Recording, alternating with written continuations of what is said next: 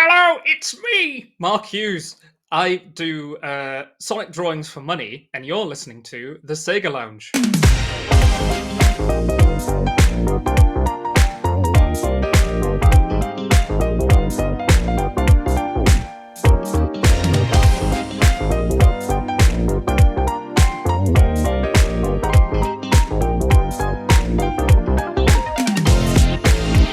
Welcome to the SEGA Lounge, where we celebrate our love for all things SEGA, including the games, the music, and the community. I'm your host, KC. Join me as I talk to different guests and learn more about their projects and passion for SEGA. Hey everyone, welcome back to the SEGA Lounge. Let me start by apologizing for the state of my voice, which probably sounds even more nasally and rough than usual. Hopefully, it'll be a bit better when the next episode rolls around. Anyway, welcome to the show. We've got a great episode for you with a brilliant guest, but I'd just like to remind you all first that we're on YouTube now. So not only can you listen to all of our episodes on our YouTube channel, you also get access to select video clips from past episodes and sometimes even some exclusive content, like our tour of Barry Evans's Sonic Museum from last week's show. That's definitely worth a watch, so go and check it out, and be sure to subscribe to our YouTube channel over at youtube.com/@thesegalounge. And now, it's time to talk about this week's guest.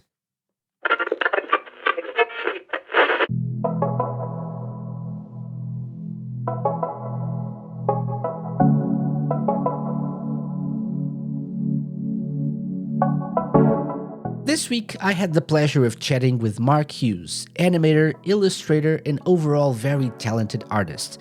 Mark's been a huge SEGA fan for most of his life and had the opportunity to contribute his art for various SEGA and Sonic projects. Enjoy the interview and, of course, the challenge. Welcome, Mark. Welcome to the show. How are you? I'm fine. How are you? I'm great. A little bit under the weather, as people can tell by the voice, but it's okay. It's okay. I'm doing good. I'm better now that I'm talking to you because I'm really excited. Really, really excited for this chat that we're having. And to explain, I want you to explain how you draw Sonic for money. That's very important. Yeah, I mean, maybe a bit of a crude way for me to phrase it, but I like it. I like it. It's the best reason. But before all of that, so you're obviously a big Sonic fan. I can tell by Absolutely. the background, by the work, obviously. So the first thing that I usually ask my guests is, how did that happen? How did you get into video games, first of all? And then probably Sonic, specifically. Okay, so I have an older brother. He's 7 years older than me, and Sonic was in the house before I was. So we're talking like sort of 1991. My brother got the Mega Drive pack that has Sonic 1 in it, and so he already had the Mega Drive by the time I came along. And it was the games machine that was in the house, so naturally that's just what we grew up with. We weren't a Nintendo household. I didn't get any sort of Nintendo system until probably like the Game Boy Color in like 1998 when Pokemon got really big. So up to that point, it was all Sega stuff and a little bit of PC, but I'll get to that. Okay, awesome. Yeah, so we basically grew up on Mega Drive. We had all the Sonic games except for Sonic 3D because I had that on PC later on. Okay. But it was Sonic 1, 2, 3, Sonic and Knuckles, Spinball. But the other one as well, the big one, is of course Mega Games 2, which has Streets of Rage 1, Golden Axe, and Revenge of Shinobi, which is one of my favorites as well, in particular. Awesome. Some great games there. Yeah. So that was your first console, your first gaming system, the Mega Drive. Yes. It's my first console, and it's still my favorite. Like, I am very much a Mega Drive guy. Like, there's a lot of times when I sort of really get on like a kick for like the Saturn or the Dreamcast. So I guess it depends on like what console are you into right now is like something that can change like sort of on a monthly basis. But the Mega Drive's always my favorite. Yeah, I seem to dance around between the Mega Drive and the Dreamcast a lot. But I do. I think if I'm being honest, the Mega Drive really is the one that I tend to go back to more often. Maybe probably for because of the nature of the games and how most of them are like easily you can easily pick them up and play them for a little bit. I have one of those Oh yeah. one not one a few of those like retro handhelds that you can like fill in with your ROMs, and it's much easier to just like pick one of those systems up and play a quick game of Sonic or Shinobi or Streets of Rage than maybe a Dreamcast game or something that requires more time and attention. No, absolutely. I mean, the irony is that despite doing lots of work for video games, I don't play as many video games as I used to. So, so I tend to gravitate towards old games even now, because you can just kind of pick them. You can jump in and out. You can pick them up, and you can play like however much of it you care to at one time, and then do something else. I Mhm. still do like to do like I do get the itch to play like a big 40-hour game with like a long important story that you can kind of really sink your teeth into. But a lot of the time, it is just like oh, I'll boot up Virtua Fighter or Sonic 2, and I'll basically just sort of play that for like a couple of hours, and then go and do something else. Or or I've got to work. That's another factor, really. Yeah, yeah. I find that Sonic games, the classic Sonic games, are the perfect way to just switch off the brain. So because I know them by heart by now. I've played them so Yeah, many times that it's like I'm just like playing and I'm not thinking of anything. I'm just like yeah. relaxing. It frees up your higher brain functions for It's other things. a nice way to relax, I feel. Yeah. Yeah, I'd agree with that. So you grew up with Sonic, like just like myself. Yep. Do you feel like can you find a reason for you to be so into Sonic? So for you to look at it and say, "Oh, this is the character that I love and the games are the ones that I love more than the rest." I mean, apart from, I've thought about this a lot because I guess like uh, aesthetically, like given how colorful it is, and obviously the character design is sort of one of those things where like the fact that they haven't aside from like sort of spin-offs like Boom or Sonic Prime, they haven't changed the character design since 1998, and even then, like classic Sonic's now back in full force. It just kind of like, I think that it's a very timeless design on the level of like Mickey Mouse or Felix the Cat, which makes sense when you consider that like a lot of those sort of classic American cartoons have a Hmm. lot of influence on Sonic's design in the early days.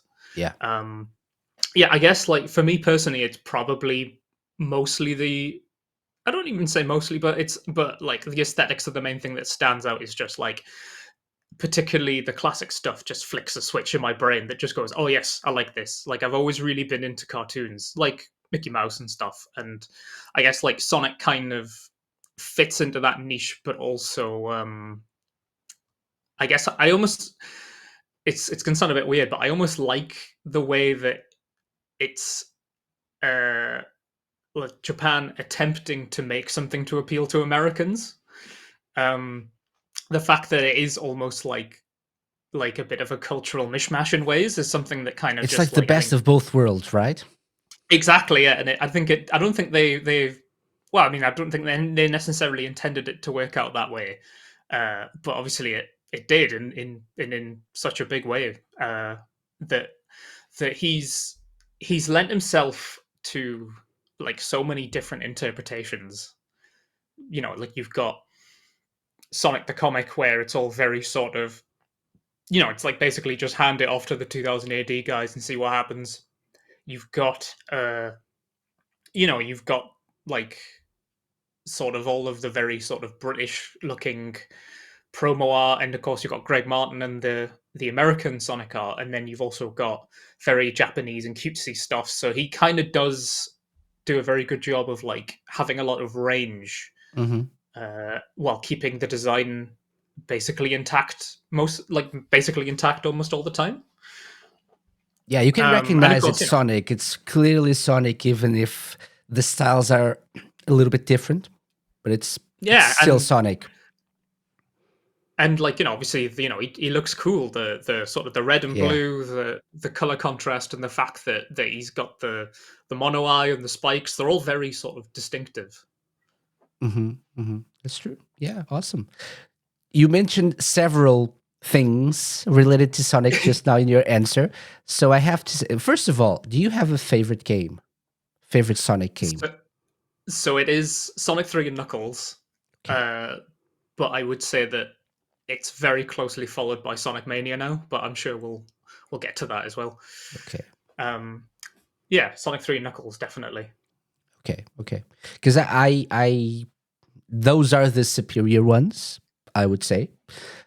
Sonic Mania is probably the best. I think we can all agree it's the best 2D Sonic. I think because it's like it takes what was great about the classic ones and elevates that.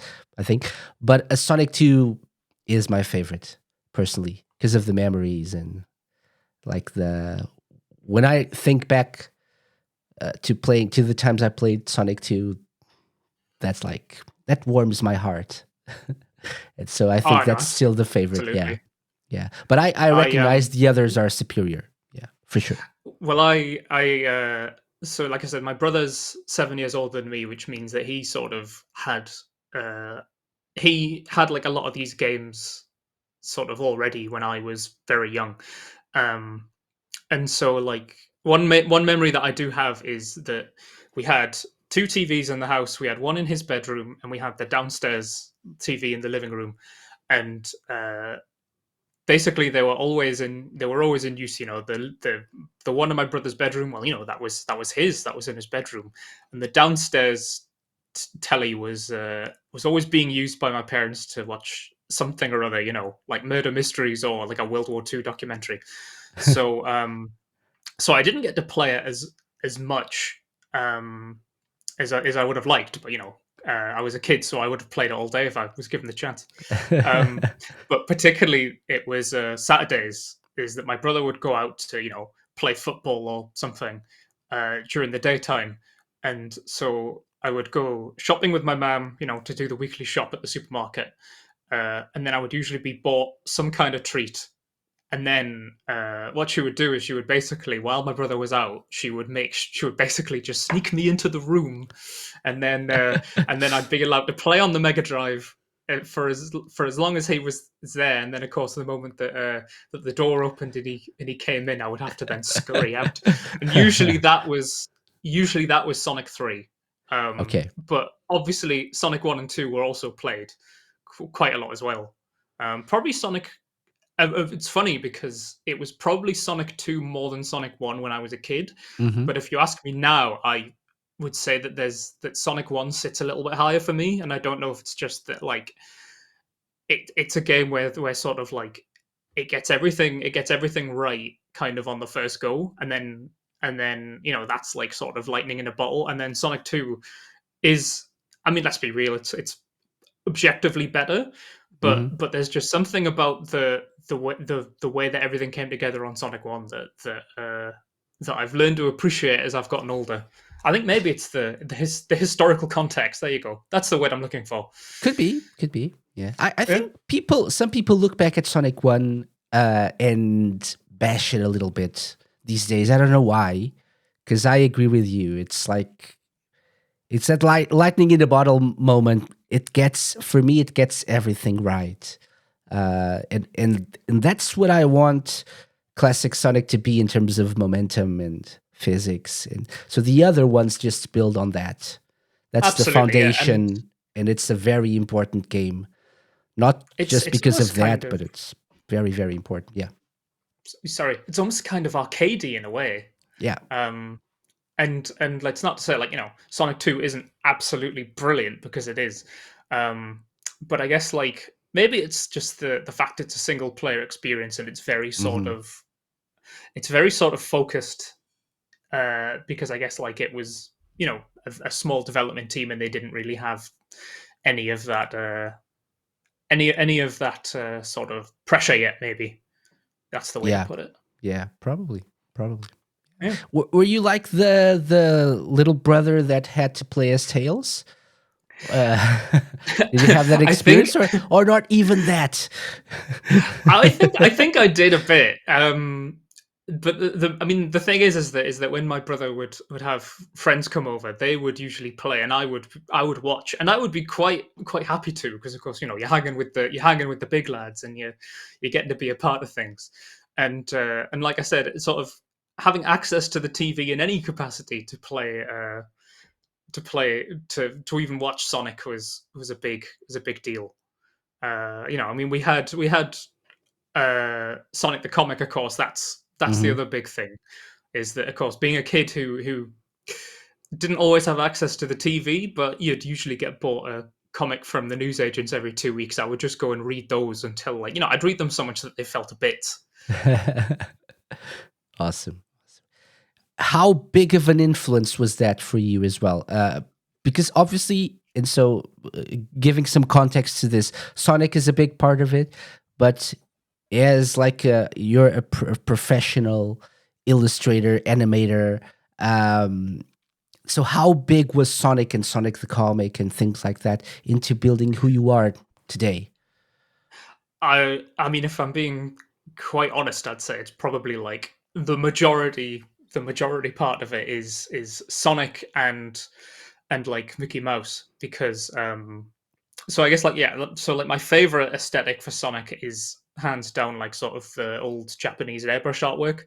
I think that probably comes across in the work, Hmm. uh, particularly as well, like the sort of the Harmony, like the covers for the Harmony newsletter, like that were reused in Sonic the Screensaver, like all of those sort of very almost like slice of life images that Osamu Muto did. Like sort of Sonic going to the shops, or Sonic driving a race Yeah. car, or lying on the beach, like Sonic being late for work. Very non-Sonic things to do. Yeah. Um, and I guess like they're like super cute in a Hmm. way that the Japanese Sonic still is sometimes, but definitely was back in the 90s. And as well, like Mickey Mouse as well was a big influence, because you'd often get like those old cartoons rerun on like the Disney Channel when I was growing up, or funnily enough, I owned World of Illusion when I was a kid, and that was just, obviously that's like a sort of a very beautiful looking game. It kind of gets the charm the charm down pat when it comes to like sort of that the Disney look and the way that everything moves. Thank you for um mentioning that. No one ever talks about World of Illusion. It's oh I was always I was it's I always was Castle of Illusion. Yeah, thank you. I didn't have Castle Evolution. I Me was neither. so I was Yeah. thrilled to bits when it was on the Mega Drive Mini. Yeah, so I mean, like another thing to mention is that my cousins had a Mega Drive, uh, but they upgraded to a PS1. And so I don't know if they were getting rid of the console, but basically they gave us all of the games that they had that we didn't. So Hmm. I ended up with World of Illusion, Ristar, Comic Zone, and Virtua Fighter 2. Yes, um, the superior version of Virtua Fighter 2, yes, I obviously. I mean, as a kid, I didn't know what I was missing at the Yeah. time. But certainly, I mean, in retrospect, Ristar and Comic Zone are like some absolutely big gets. But World of Illusion, yeah, was basically a case of like, already liking Mickey Mouse, because I think like when you're a kid in sort of, I was about to say a kid in the West, but I mean, obviously, look at Japan, they absolutely love Disney. But yeah, Yeah. being a kid, like, obviously you're exposed to Hmm. to the Disney characters like all over the place, and uh, so I was already like, oh, that I like that, but I think that sort of solidified it when I was in uh, high school. That was when I kind of knew, like, well, I mean, I wanted to be an animator since like, I was 12, let's say, because yeah, actually, probably well, yeah. That's probably a point I should get to is that I started in animation and ended up in illustration later on. That wasn't Okay. really the initial goal. But yeah, I think a large part of wanting to do animation as a job came from like from initially from like sort of flash cartoons and things and seeing like regular people doing like animation with voices and sound effects and music and thinking like, oh, that looks fun, and that's like just a guy doing it in his bedroom. I want to do that. And then when by the time I got to high school, it was like learning more about the industry and stuff. And then of course you can't study animation without learning about basically all of the stuff that Disney kind of did in the Yeah. in the 20s and 30s to push the medium forward. And then that kind of, like many people, I sort of got very into traditional 2D animation from there. um so I would say that like that's probably the like one half of it. But then Sonic's like probably the other half. Well, maybe Hmm. even like three quarters. Yeah, Sonic's like a really big Sonic's, especially in like the way that everything was sort of very cartoony in the early days and very colorful. That's sort of what kind of got me Yeah. sort of kind of defined what I like, I guess. Hmm. Hmm. When did you realize I'm good at this? I can actually make a living out of this. Well, And you're going to say never because I'm a very humble person. well, I was going to say, well, I don't think I'm a good artist, so I would say I was never good at this. Um, But I mean, but yeah, let's face it, you are, you are. So let's just like let's establish that. So where's there a point like when you, even if you don't think, oh, I'm amazing, but I can do it. I'm reasonably good at this. Was there a moment? um, it's no, it's funny because like I again as a teenager I was like a guy who used DeviantArt like many sort of artists of my age. And then it's funny because it's not really that I sort of compared myself to other people at the time. Um, and I mean, obviously, there were a lot of brilliant artists, and then there were a Hmm. lot of people like me who were basically using MS Paint and just drawing something because they felt like it. Um, and I'm not knocking that at all, because the thing is that I look back and go like, I was just drawing stuff because I thought it was fun. I didn't really sort of initially think like that I was wanting to make a living out of it. Um, and I sort of went to high school and and kind of caught the bug. But it wasn't really until I got to college that I sort of started to like compare, to look at my work and go like, right, okay, how am I looking compared to other people, and where can I take this? And um and that's sort of when I went from being like a kid who drew or animated to being like a sort of a fish in a bigger pond. And then that's the point when it was sort of a case of learning to compare yourself to other people, which don't necessarily do that too much, because Yeah. obviously it's the work's got to stand on its own merits, and I'm saying that as much for more for my benefit than anybody else's at this point. um, but also, yeah, sort of like sitting down and then thinking like what I, thinking really hard about practicing and what I liked and where I could take that sort of thing. So Hmm. it was probably like sort of college, which was probably around like 20, it was probably about 2010, um that I sort of started to think about it very seriously as like a career move, I guess. Okay. Okay. Okay. Yeah. Yeah. Were you like, because I know people who are artists now, and they, oh, ever since I can remember, I used to doodle on my like notebooks and stuff. Were you that kind of person, that kind of kid, No, I, or not I really? absolutely no, I sorry, no, as in no, I absolutely was. Oh, okay, okay, okay. um I was the kid who would basically get told off in school because I wasn't paying attention, and I would just Mhm. start doodling. My mom has got like, I don't know when it's from. I can remember drawing it, so maybe I was like 7 or something, maybe a little bit earlier. But I can remember like where I was when I drew it. But my mom has one of my original Sonic drawings saved, and and it is a case of he's like sort of, his eyes are going off in two separate directions. He's looking very sort of pudgy, and Hedgehog is Sonic the Hedgehog is written on the page, but I think Hedgehog might be spelled wrong. Um, and I'm actually quite glad given everything that ended up happening, I'm actually quite glad that that one survived because apart from the fact that he's got black eyes, which also kind of dates it. Um, it just kind of it helps to show that I've always been doing this. You should do that Um, like meme, how it started, how it's going. I think I well, people already did it for me at one point, but I'm sure we can get to that. But yeah, no, I basically did just like doodle on paper. My mom was the sort of person where, like, if I came up and said I was bored, she would just go, "Well, why don't you draw something? Draw me a picture." Okay. And then and of course, as a kid, I'm just like, "Well, okay," and then just went off and did it. She always says like she doesn't know where that comes from because she can't draw, and my dad, he could like sort of doodle a bit, uh, but she'll always sort of say like, "Oh, I was bottom in art at school," like I don't know where he gets it from, but I don't know if maybe that's a part of it, is just like being told like, I don't know, you're bored, go draw something. And then Yeah. sort of took it from there.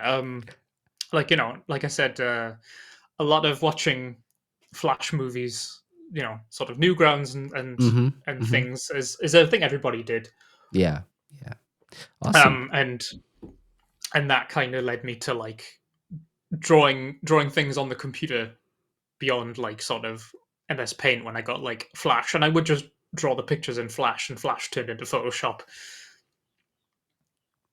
Yeah, And excellent. Yeah. You got to start somewhere, right? You got to start oh no, somewhere. yeah, So yeah. absolutely. Like it was like drawing pictures in MS Paint with a mouse, which I think everyone does. It's probably a rite of passage. Even people who aren't artists, they'll just doodle I know I doodle did. in MS Yeah. Paint. Yeah. Yeah, yeah. So even Although I never had. for important things, I know I remember using MS Paint for like school projects and stuff. So to design something, not specifically, I can't remember specifically what it was, but I know I used MS Paint a lot for a lot of things. So yeah. Well, I used to use Microsoft PowerPoint to make animations as well. That was like Oh, pre Flash. It was like I knew that Flash existed, but we didn't have a copy of it. So I just used to make like effectively like frame by frame animation using PowerPoint, and some of those were Sonic as well. Um, nice. but Yeah. I didn't have Art Alive. I didn't have Art Alive when I was a kid. So Okay. Yeah, but Sonic was a big part of it. So obviously, we've established that Sonic was a big part of it. mm, And so maybe we can now move on to later. We've talked about the beginnings. So, how did you get involved with Sonic on a professional level? Because obviously, as a fan, you were you've been a fan for a long time. You've like designed. I'm guessing like a lot of stuff Sonic related, but then at some point you got involved with it professionally, which is awesome. okay, so it kind of, in a funny way, goes back to my brother in a way. So I basically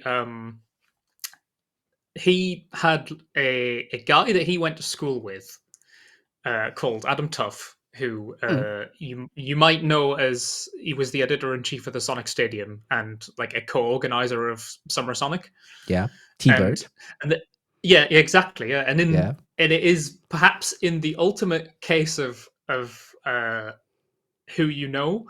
So basically, about it might even be 20 years ago, he grew up in the town over from me, and he went to school with my brother, and they weren't in like high school, but we have this thing called sixth form, which is like sort of about 2 years on, sort of before you go to university, you can do extra stuff, and T Bird went to the sixth form with my brother, and and he does say that he remembers this one particular point when when like sort of you would have been talking about Sonic, and my brother went, "Oh yeah, my little brother, he likes Sonic," and he just went, "Yeah, whatever." Um, so so yeah, he went to school with my brother for a couple of years, um, and then obviously they all went off to university and didn't really think any much more, and then didn't really think any more about it, and so it was probably like 2007, 2008. No, it would have been 2006 because Summer Sonic started Yeah, as an online an event on online. so Yeah, on yeah, yeah. yeah, yeah, for the 50th anniversary, Hmm. and they held a video contest where the prompt was you've got to basically make a video telling us like what Sonic means to you, and T-Bird made the most like amazing video, which was almost like it was like an interview series in which he gathered up like all of his friends from around the town that he'd like known since he was a kid, and basically like got them to talk about, oh yeah, T-Bird, he's always loved Sonic, he's done this, he's done that, but like interspersed in the interviews, he was basically getting interviewed, but he was playing all these different characters. And so he comes on as like Count Truffle, who's like a really sort of eccentric, sort of English, sort of like European billionaire, and he's just saying like, ah, yes, T-Bird, yes, he loves the Sonic, and he holds up like an old shirt and goes like, look at this T-shirt, beautiful colors. And then there's one point when he turns up as uh as Dr. Eggman, and he's basically like misinterpreting the question and going like, "Oh, what does Eggman mean to this fool? It means charisma, intelligence," and then gets like sort of pulled off at the end, and I mean it's I think it's long gone, but it is comedy gold. It's one of the best pieces of Sonic fan media ever to exist, and and it was a case of that one of my brother's they have like a bunch of mutual friends, and uh I think like the video got found by one of them and sent to my brother, and my brother calls me into the room one day and shows me this video, and he just at the end he just kind of looks at me and just goes, yeah, you'd probably get along with that guy, and and I just thought, yeah, I would. um and so a couple, I think like the next year, Summer of Sonic was announced to be like an in-person event, and I had a ticket, but basically train tickets, like I'd maybe left it a bit too long, so we didn't get to go. So I went to Summer of Sonic in 2009, and my dad took me down to London, um, and then because he always used to wear this, T-Bird always used to wear this like Stetson, like this cowboy hat, Hmm. so he was very recognizable at a distance. um so I went to Summer of Sonic and had a grand old time, and then at some point I saw him just sort of like in between jobs that he was doing, and I went up and I was like, hey, hello, I'm Chris's brother, and then we ended up chatting and becoming friends from that. um, and of course, cool guy wearing a cowboy hat who likes Sonic. That's exactly my speed. So yeah, we became friends, Hmm. which is so it's kind of funny that a guy that I'm friends with about 20 years beforehand went to school with my brother. That is the ultimate case of like it's not what you know, it's who you know, because Yeah. I went to Summer of Sonic 2009 and then 2010 and 2011, and then for 2012, because I'd been friends with them for quite a while at this point, I think I ended up joining the staff. Um, so was on I was on staff duty for the art tables. So and I was and it was basically a case of that me and later Kieran Gates, who Yeah. you've probably heard of because he's done all that wonderful artwork for Sonic as well. Hmm. Um, Basically, for 2012 and 2013, we were in charge of the art tables, which meant like making sure that they had enough paper and pens and pencils and things, and making sure that everyone had what they needed, and as well organizing the art competition. So So we basically made sure that, like, that like all of the drawings got collected up and then judged, and then we didn't necessarily always pick the winners. Sometimes we got the Sonic the comic artists who were in attendance as guests to pick the winners, or at least we, like, sort of maybe narrowed it down. So I spent a couple of years doing just like being a staff member on site, Yeah. helping on Hmm. Summer of Sonic. And it came to the 2016 event, and I'd sort of, I'd already graduated university, and I'd gone to work doing like bits of freelance at an animation studio that is here in the city.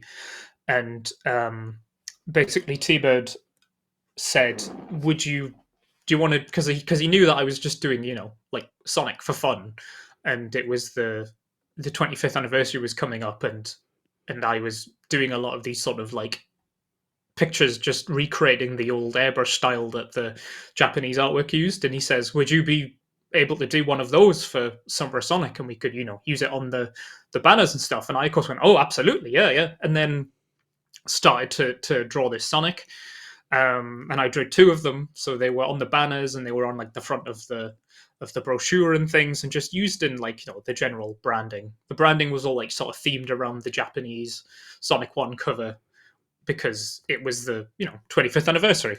Yeah. um and so I basically did these Summer Sonic drawings, and then the event came and went, and the funny thing is that that Probably one something one like day. this for Yeah, yeah, people it's watching, right? The website yeah, is, yeah, yep, that guy at the top, that's me. yeah, yeah. um and so the event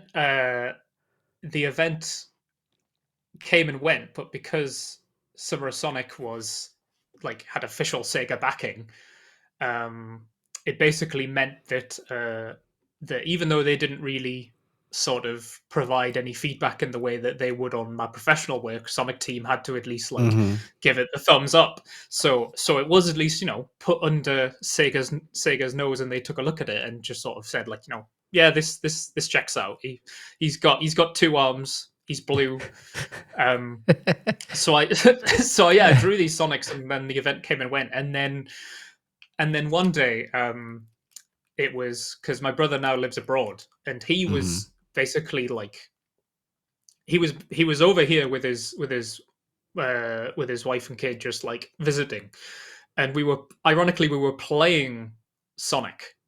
Okay. Um, so we were playing Sonic 3 and Knuckles or something. I This was the point when, like, sort of I had the Mega Drive set up on like an LCD, and I was sort of playing. I was playing every day because I had the time.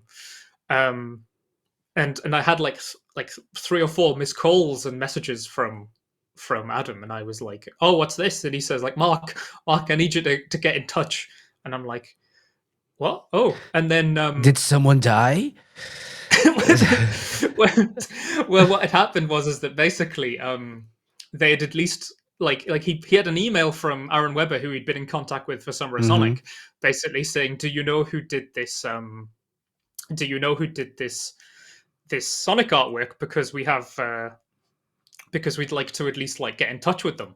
And so while this was, the irony of it is that I was being I was being asked by him, but Sega were asking him if I'd done this Sonic art, and I was too busy to respond because I was playing Sonic, which is you couldn't make it up.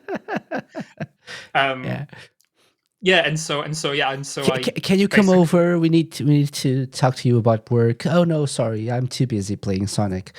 No. Yes, I can't work on Uh, Sonic. I'm too busy no, no, playing no. Sonic. Exactly, exactly. Um, and so basically, what had happened is that hmm, they needed an artist to work on some smaller projects. Well, basically, like, essentially doing, like, I don't want to call it cover work, but like essentially covering for someone else while they would go off doing bigger things. Hmm. It was a 2016, 2017, very busy time for Sonic, especially with Mania in the Yeah. works. So I ended up doing a couple small projects for Sega, which they're nothing like absolutely groundbreaking. Um, So hopefully I'll be able to show them off someday. But they're nothing sort of that isn't that isn't sort of gonna blow your mind compared to like some of the stuff that already happened. But the good news is that obviously it got me in contact with them, and it got me in the door, and then they could see what I could do. Hmm. Um, and then there was a big gap. um, so it was that basically I'd went to work doing animation because I graduated from studying animation, and there was an animation studio in the city. So I went to work there at a place called Arca Studios that did like sort of explainer videos and for the UK viewers, BBC Bite Size, so like sort of educational cartoons for kids to teach them Hmm. about things that would be on the BBC's website, and sort of adverts and little animations for apps, any sort of stuff really. Yeah, And your website mentions Channel 4, the NHS, right, as well. yeah, So, we did lots of sort of bits and bobs just for everyone really. hmm. And what had happened was that I basically just decided, well, I've got Aaron Webber's email.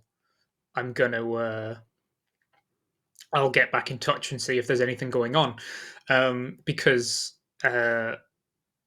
because Kieran Gates is a friend of mine and Adam, and he'd obviously done all that wonderful Sonic Mania artwork, um, but we didn't know this at the time. But obviously, he went on to work for Evening Star, Yeah. so I happened to email at around the time that he was getting ready to do that. So Aaron Webber says, "Well, actually, your timing's perfect because we've got an opening. We need someone who can do social media artwork." Um, and it's funny because Kieran's like one of my best friends, and and so Aaron goes like, "We need someone who can match the style of Kieran Gates. Have you heard of him?"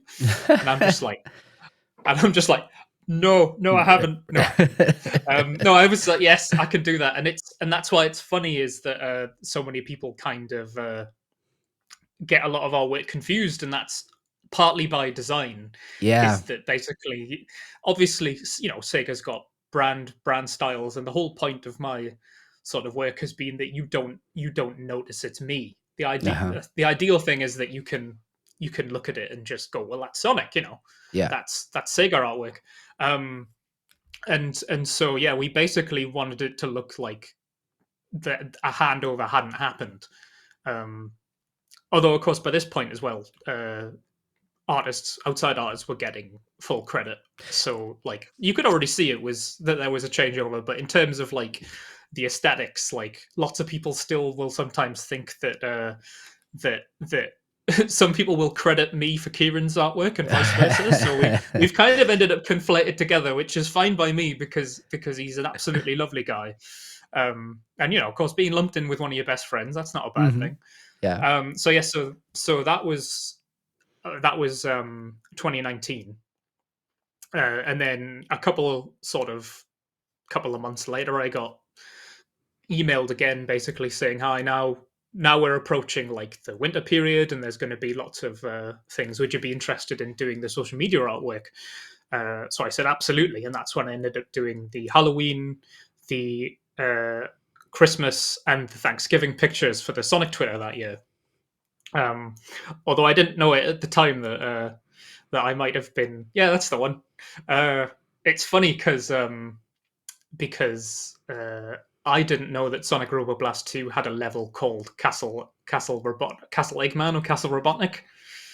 Um, so I kind of worried that I was going to get in trouble. That people thought I'd rip them off. But the 2020 picture is perhaps a little bit of an omen that I said it at the Sonic 2 special stage and had Tails running into a bomb. I don't think that boded. I don't think that boded well for the next year. Oh yeah. Oh, never thought of that. Probably. Yeah. You were anticipating what would happen that year. Well, Yeah. people at least immediately were just like, ah, Tails running into that bomb, which is what I I wanted because, like, I This is guess, so relatable. Yeah.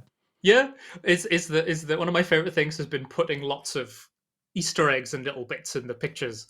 So, like you've got the Studiopolis Eggman image for Eggman pictures in the Halloween one with aerial photography by Ray the Flying Squirrel, or you've got the Game Gear logo on Tails's Christmas jumper and things like that. Like, it's all those Yeah. little things, and I was sort of sitting there going like, oh, I hope people like them, and then thankfully they did.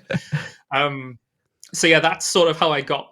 So that's those sort of three was how I got into doing professional Sonic work like on a regular Mm-hmm. basis. Mm-hmm. And then they sort of continued into 2020. They got me to do Irish the Hedgehog for St. Patrick's Day, which was actually designing the character as well as coming up with the artwork. Yeah. Yeah. And that was a fun one because it was the first time that I'd worked in sort of Uekawa Sans like sort of modern Sonic style. Well, sort of Mm-hmm. like like sort of like mid early 2000s sort Like of like Sonic Sonic Adventure Advance. style. Yeah, Sonic Sonic Adventure. Adventure, Sonic Adventure Yeah. 2 Advanced, Mm-hmm. like that sort of era. So that was really fun to sort of try my hand at. Mm-hmm. And and but the biggest one for that year in 2020 was the Pac-Man picture because I have them yeah, all. I got Yeah, yeah. So, I'm just by the way, people listening to us, I'm showing the pictures, but you can find them on Mark's website, which will be in the show notes. So you can find all of these pictures that he's mentioning, and look at them in awe, like I do. well, that one's a particular favorite because basically my dad, I've told this story on Twitter, but basically my dad was apparently a massive Pac-Man fan in the 80s, and just sort of played the machine all the time, and then didn't, because he didn't really do consoles. It was only sort of, I think he had like a Commodore 64 maybe, but it was only when my brother uh, got consoles that sort of they showed up in the house. So he hadn't really played Pac-Man since it left the arcades. Um, but we were in like PC World in the late 90s, and he saw on the shelf it was like Microsoft Return of Arcade that had like a bunch of old Namco games like Mm-hmm. Dig Dug and Galaxian and Pac-Man, and his face just sort of lit up. It was like seeing an old friend. Uh, and he's immediately like buys this game and takes it home, and he's like, you've got to play this, like I loved this game when I was growing up, like I'm glad, I can't wait to show it to you. And so that's how I became a Pac-Man fan, is basically just because like I associate it with my dad.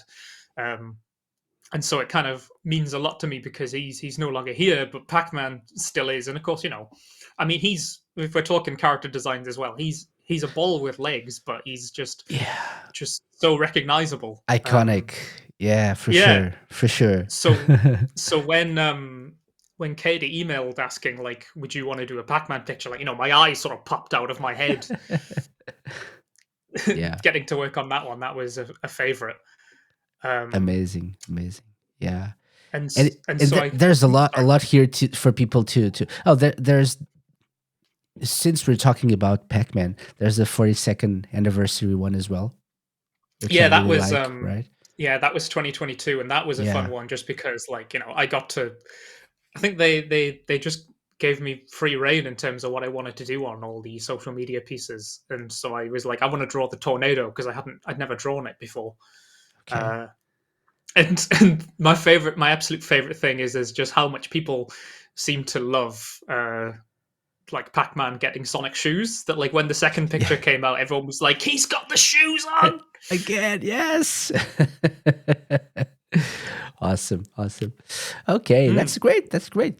So, um, Mark, you've told me that you've listened to previous episodes of the show, which means it's about time we took a quick break here.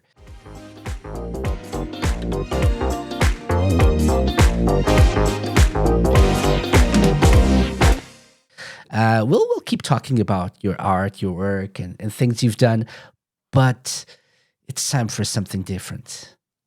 It's time Yeah, for the SEGA Lounge Challenge.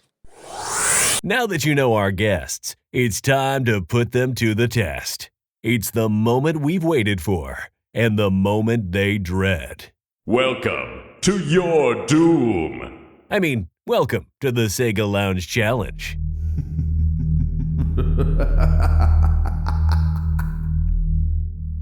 What is the Sega Lounge Challenge, Mark? It's a thing we do here with our guests every week, and it's different every week. However, and judging by our conversation, you're a big Sega fan, not just Sonic. So you've mentioned some other franchises that you liked, some other games that you played. So my proposition is, would you like to play the Ultimate Sega Fan Challenge? Absolutely. I am Of on course. the edge of my seat. That is the correct answer because you couldn't say no. So here's how it works. We have 10 rounds. You can get up to 20 points. Okay. Some are questions, some are snippets of like songs from various Sega franchises and games. And we have a couple of back of the box rounds in which I read the back of the box of a game, the description, and you have to tell me what the game is. So, and if you get 10 points, you're okay. Yeah, you're good. You're good. You get the Sega Lounge seal of approval. Okay. So, round one is a question, and here's how it works. You can choose between an easy one or a hard one. For an easy one, you get 1 point for a correct answer. Hard one gets you 2 points. Okay. I'm going to err on the side of caution, and I'm going to go easy for a start. Smart man, smart man. Okay. So, let's go easy. Let's go easy. Let's go. I have a list. So I'm just looking at my list. Looking through the list. Oh, I have one that's gonna. Oh, this one would be very, very easy for you. So I have to do another one. Okay. Let's go with this one. Have you played the Yakuza or Like a Dragon series? I've played up to. I need to play Yakuza 5 because I was told it's really long. So I played 3 and 4 back to back, but haven't started 5 yet. Have you played 0? Mm-hmm. Okay, so this is probably an easy question. In Yakuza 0, upon completing a sub-story in the challenge, you can obtain a chicken, which you then can, of course, assign as a manager in the real estate minigame. Of course. The question is, what's the name of the chicken? Oh, I have a friend who loves that chicken, so I would be. She wouldn't speak to me again if I didn't know the name of that. The chicken's name is Nugget. You sound sure of yourself there. Oh, I hope that I am. That's just building tension. I'm just saying. You sound sure of yourself. I'm here to help. Help in air quotes. I'm still gonna go with Nugget, and hope that's correct. Okay, final answer then. Nugget. Yes. Yes, I can lock it in. Yes. Okay. And your answer is correct. Yeah. Yes, it is correct. It is correct. that was way more tense than I was expecting. Welcome to the Sega Lounge Challenge. Okay, that's 1 point. 1 point for you, Mark. Things are getting hot, I think. Coming up next, round 2. It's a song. Yep. 10-second long clip of a song. 1 point for the game, 1 point for the level, where it plays in the game. Something that tells me that you know what you're talking about. Okay? Okay. And up to 2 points for this round. So let's play the first song here, the first clip. Give it a listen.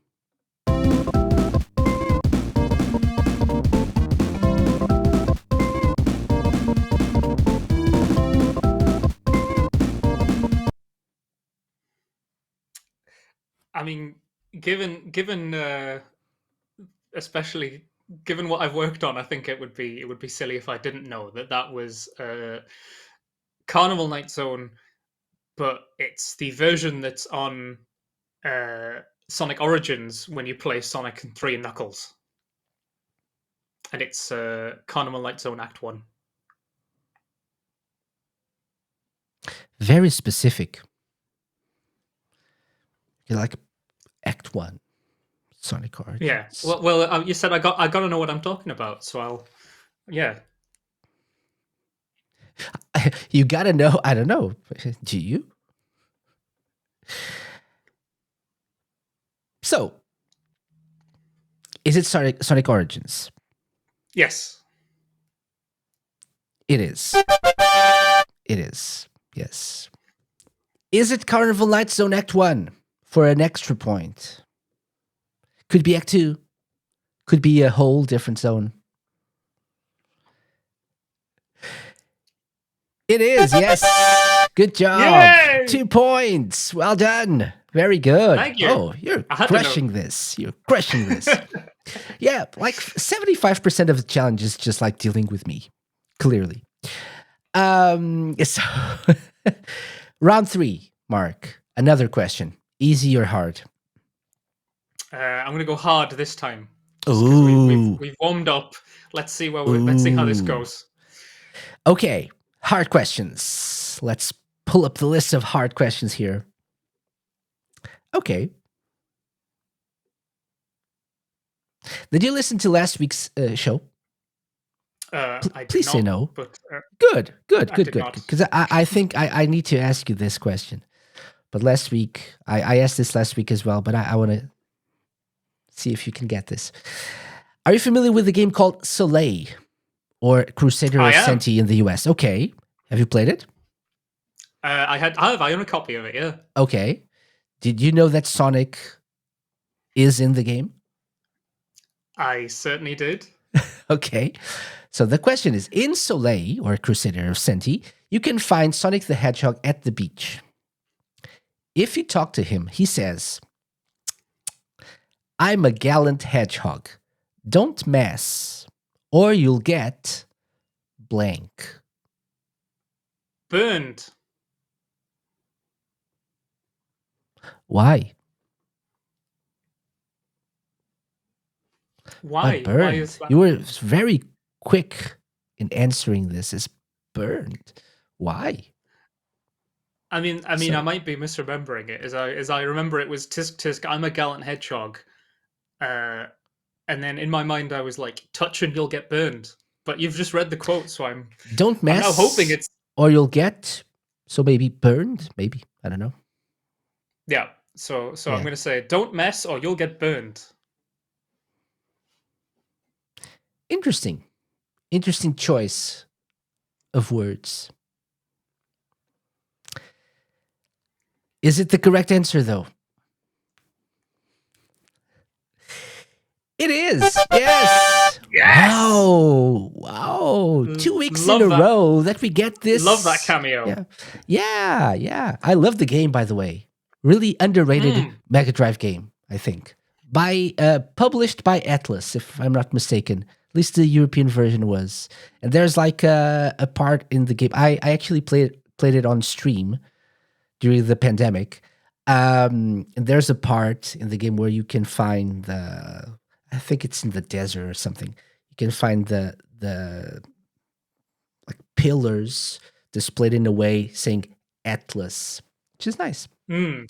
But I don't think they developed the game. They just published it somewhere, I think, from memory. But good job. Good job. Thank you. Very good. You're doing a great job. 5 points. You only need 5 more. And we're only at round 4. So it's another song. Are you ready, Mark? Here we go. Here we go. That's the spirit. Take a listen.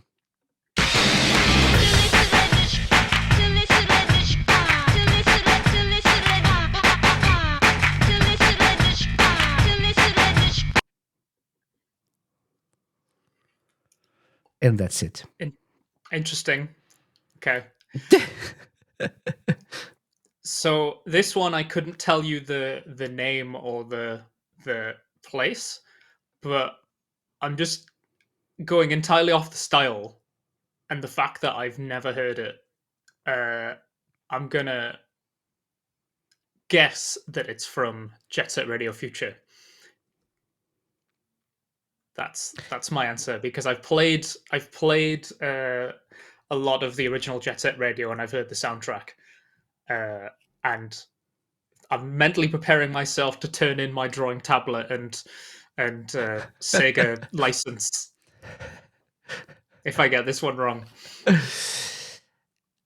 So Jet Set Radio Future. Do you want to guess where it plays? Like, I don't know. Anything? I don't think it's correct. I'm going to say Shibuya, but the main reason I'm going to say Shibuya is because The only place to remember. because it's the point when the game when the frame rate tanks if you're Okay. playing on 360.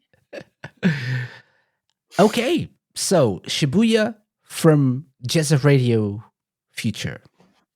Okay. Future, Everyone might not be the laughing at original, me. right? No, not the original. No. Not the original. Okay, so the Xbox game. Okay, so let's start with the stage. Is it Shibuya? It isn't. It isn't. No Yeah. points Well, that there. was No a points. shot in the dark. So, Okay. well, But can we still get 1 point for the game? You said Jet Set Radio Future. I'm going to tell you the answer is somewhat related to your work. okay. And so is it Jet Set Radio Future? Well, I've not worked on anything Jet Set Radio, so that's It isn't. that's good for me. It isn't. It isn't. But it's Super Monkey Ball Banana Splits. Ah! So I was looking through things you worked on, and you did this illustration for I'm Twitter. a fraud.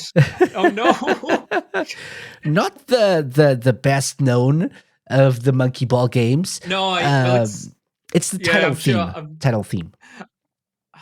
You see, I mean that's well, I'm sure we'll get to all that other stuff.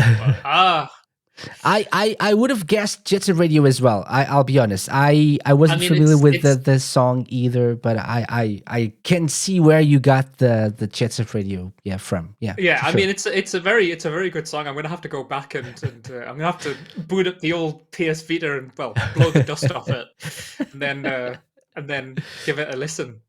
Okay. So no points there. No problem. Round 5.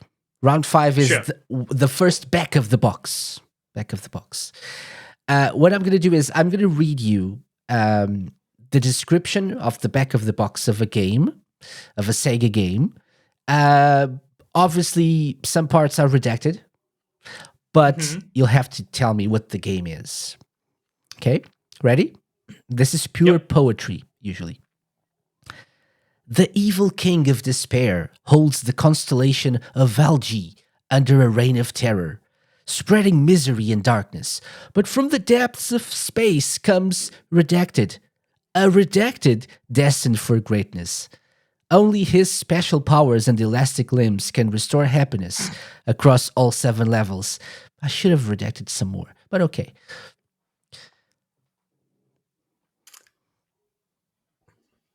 Is it Dynamite Heady? Yeah, I mean, if I don't know this one, I'd be upset with myself because it's one of my Really? favorite games ever. It's only bloomin' Ristar. So, Ristar, not Dynamite Yes. Heady. Okay. No. Okay. I was starting to get a little bit nervous there. I mean, yeah. Right? Of course. So, from the depths of space comes Ristar, a shooting star destined for greatness. The elastic limbs part probably gave it away a little bit as well. But yeah, for sure. Yeah. I want to urge people to go to your website and look at this amazing piece of art here.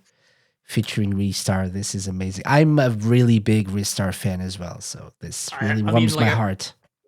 like I said, it was basically a case of getting that game from my cousins and just being like, it looks like a Sonic sort of game, and then playing it and just absolutely falling in love with it. Like obviously that like like sort of Comic Zone and Ristar, like sort of those later era Mega Drive games, they can actually be quite expensive now. So Yeah. I'm quite grateful that I ended up getting to experience it at the time.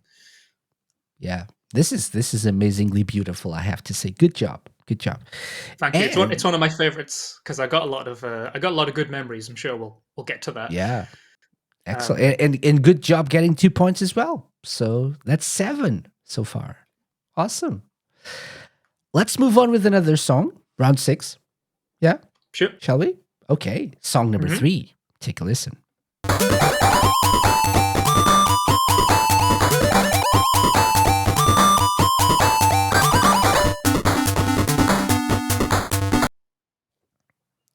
So Now that one's deliberately confusing because it's Sonic Pocket Adventure, and the song it's reusing is from Azure Park, but I'm trying to remember and this is coming from someone who's completed Pocket Adventure, but it was so long ago. What level is reusing it? It's you've it's not even it's an it's like I know what I can picture it in my head. I'm trying to think. Was it like the I can't remember what it's called, but was it like sort of the Sonic Pocket Adventure version of Sky Chase that used that song? I have no But idea. I couldn't tell you the name, so off the top of my head. So, Sonic fans but if you are don't laughing at know me the right name, now. you can tell me something specific about it that can. I guess I'll just say that it's the Sonic Pocket Adventure stage that's based on Sky Chase. Okay. Let's see how we do. And that's your final answer here, Mark. Yeah. Right?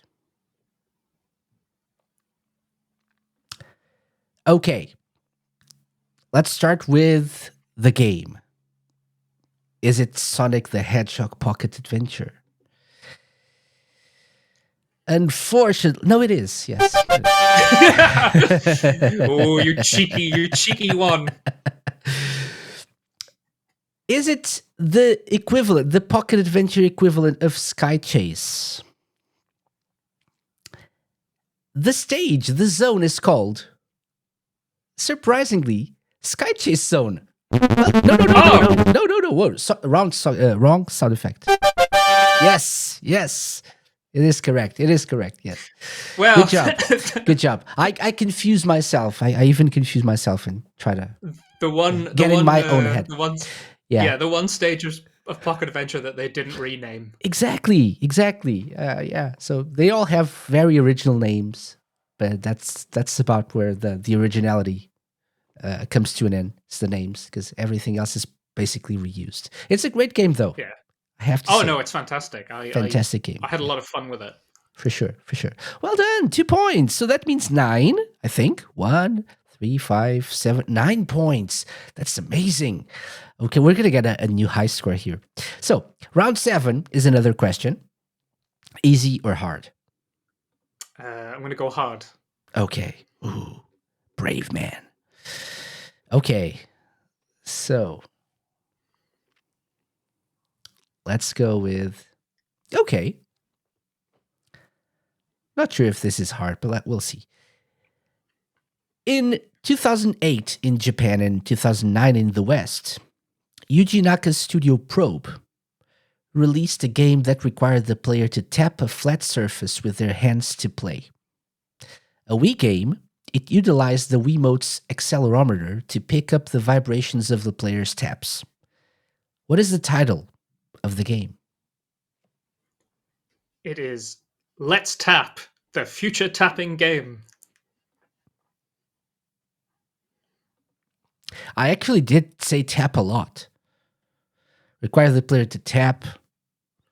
Vibrations of the player's taps. So you're thinking I just gave away the name of the game that easily. No, thankfully it's the theme song has like a lot of Microsoft Sam voices that say the name of the game over again. That's that's what clued me in.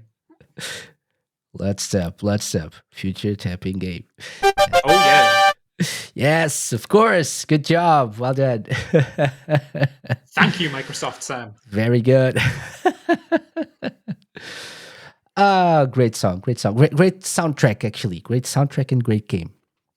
I mean, great game. I don't know if maybe that's pushing it too far, but it's a fun game, I think. Fun time. Maybe? No? Yeah. Okay. I had fun Okay. with it. You're Yeah. like, okay. So tell us, people, listeners, comment, tell us. Did you enjoy Let's Tap? Did you play Let's Tap? It came with the box. Or you? Yeah, no, did you you- used the like the box of the actual No, game, right? I think it came with like a sort of cardboard stand that was like Oh, you sort had of to like the fold width. it. Yeah, I yeah. do remember something. Yeah, right. Yeah, I should have it somewhere. Okay. I think it was Lewis Sonic Yoda saying that actually it worked. It worked better than it had any right to, especially for how rudimentary the Wii remote like motion sensor was. Yeah, yeah. Okay, so that's round 7 and 11 points. So you're off the hook. Good job. But let's keep going. 3 more rounds to go. So let's just do it.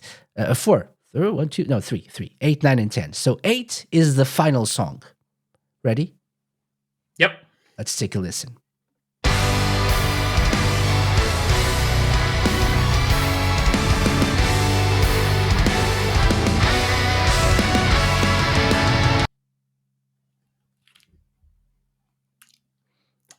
I mean, it's an absolute banger, is what it is. But if you were to ask for a title, I would say that is it the main theme to Sonic Frontiers that's called A New Frontier. I mean, the thing is that normally when it comes on, I'm not really looking at the title track because I'm too busy like banging my head. So everything just becomes a blur after that. But I'm going to go with A New Frontier from Sonic Frontiers. Which you're describing as the main theme of the game, right? Yes. Yes.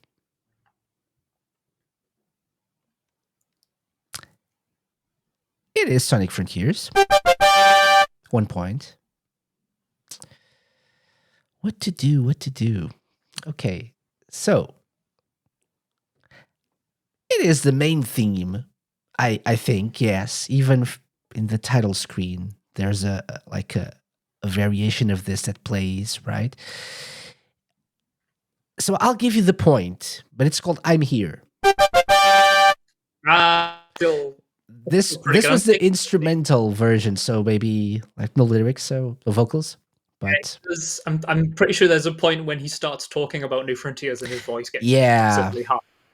yeah, So maybe that's what I'm it's thinking part of. of the lyrics. Yeah. So, yeah. So I'll give you the point. Good job. I'm getting soft Thank you. in my older years. Yes. I'm sorry, Sonic fans. I'll do better next time. Okay. Last 2 rounds. So this next one is the last back of the box, and then we have a hard question. Last round is always a hard question. So back of the box for 2 Yep. points. I think this is very easy as well, but we'll see. The smash hit arcade game has been faithfully converted to the Dreamcast console, featuring an exclusive new city, bonus missions, and hidden extras. Take control of one of 4 unique Redacted and become the Redacted by collecting Redacted with Attitude and Redacted them to the various locations around the mind-boggling expensive, living, breathing cities. Okay. I mean, it's obviously a Crazy Taxi game, but the question is whether it's Crazy Taxi 1 or 2, because Crazy Taxi 1 was definitely in the arcades, and I don't think that Crazy Taxi 2 was a console exclusive. Just to be safe, I'm going to go with just regular old Crazy Taxi, and Okay. hope that it isn't 2. What gave it away? If, in case you're right, of course. Well, I guess it's the city, and I don't quite remember there being, because of course the big map has that like sort of very like sort of Californian beach location, whereas I'm pretty sure that Crazy Taxi 2 has a big city in it as one of the stages. But given that I can't remember that specifically, I'm just going to go with Crazy Taxi 1 and hope that there happened to be a big city in that game. Okay. So I'm going to read the unredacted version. The smash hit arcade game has been faithfully converted to the Dreamcast console, featuring an exclusive new city, bonus missions, and hidden extras. Take control of one of 4 unique taxis and become the craziest driver by collecting passengers with attitude and delivering them to the various locations around the mind-boggling, expensive, living, breathing cities. And then there's an extra part that I didn't read. Remember, drivers, careful, skillful driving increases your fares and ranking, but get them there by any means possible. It is Crazy Taxi 1. The first one. Yes. Good job. 2 points. Yeah. Wow. Good job. Good job. Amazing. So 1, 3, 5, 7, 9, 11, 13, 15 points. Wow. Can we get to 17? I don't know, because it's very. This is really evil. Round 10, final round. Mark Hughes is the final question. It's a hard question, and it's for glory. Right. I'm on the edge of my seat. Excellent. Again. Excellent. Sonic the Hedgehog Pocket Adventure for the Neo Geo Pocket Color features, Oh no! features mostly reused songs from other Sonic games for its stages. What song is used in the first act of the very first zone, Neo South Island Zone? Now that one I can answer. Oh my Is that god. Neo South Island Zone reuses the theme from Sonic's World in Sonic Jam. So you're telling me that they went with not one of the like classic 2D stages and they used Sonic World from Sonic Jam instead? Yes, they used the Like theme. that like her Yeah. hub area. Yeah. in I'm like, just rambling there. Yeah, I see. I Yeah, see. no, Sonic's World. So there's nothing that I can say to change your mind. I can see that. No, No. not in this particular case. No. You're quite sure of yourself there. I am. I like how you're like I am. It's as much a game of nerves as it is a game of Sega knowledge. For sure. Maybe even a little bit more of nerves. Your answer for glory, for a final score of maybe 17 points, who knows, which would be amazing. Your answer is correct. Yes. Yay! Yes. Good job. Amazing. A proper Sega and Sonic fan. Well done. Very good job, Mark. And that means you get the Sega Lounge seal of approval, which I will send to you after. So good job. Very good. It is a thing, by the way. People think it's an I'm actual just. thing? It's an actual thing. Yes. People sometimes think I'm kidding, but it's an actual thing. Yeah. Wow. Good job. And it's an honor. Get the seal of approval. No, that was fun. That was. It's very fun for guests. I mean, I had a good time. I'd like to ramble about Sega so much, I might as well put my money where my mouth is. Good job. No, you were amazing. 17 points. That's not very common, to be honest. People usually struggle to get the 10 points. So, yeah, awesome. And if you probably would have gotten more if not for the first easy question, at least 18, I think. Yeah. So, good job. Good job. Yeah. Yeah. Okay, and thank you for playing. So, back to your work. As I said, people can get a glimpse of some of your like more iconic stuff on your website, both illustration, animation. You were talking about like the Pac-Man stuff. I think were the last things that we mentioned. You talked Yeah, about I was. Ristar a little bit, right? Yeah, that was sort of a lot of the social media stuff. So Yeah, yeah. so sort of in. I mean, obviously, granted, we were all working from home during 2020, but I was still with the animation studio at that point, Mhm. and so I did uh, Irish and I did Pac-Man, but then I was still doing like animation as 9 to 5 sort of thing. Um, and then sort of what happened towards the end of the year is that Zach from Sega of America got in touch with me because uh, he'd had me recommended by Katie because they basically wanted to make sort of a lot of social media artwork in the same vein as the Sonic stuff, but for Puyo Puyo. Okay. And I mean, that was really fun. Immediately, it was like, okay, accepting immediately because like I was working on something that wasn't Sonic, and I love Sonic, but I also love like Sega in general. So getting to sort of like expand out was like, yes, absolutely what I wanted to do. But the thing is that I wasn't really like a fan of the compile games. Like I played Mean Bean Machine as everyone Yeah. tends to. Didn't always own as a kid, but it was on collection. Um, but I did have my brother got Puyo Fever for the GameCube, so that was kind of my introduction to the series. But I basically then had to like go on like a sort of a quest to learn as much about Puyo, the Mean Bean Machine or Fever. Like basically just kind of like give myself like a crash course in the history of the franchise to get myself up to speed for Puyo Tetris 2. Um, which thankfully I did, but that's how I sort of. It's funny because that was probably the point when I became a fan.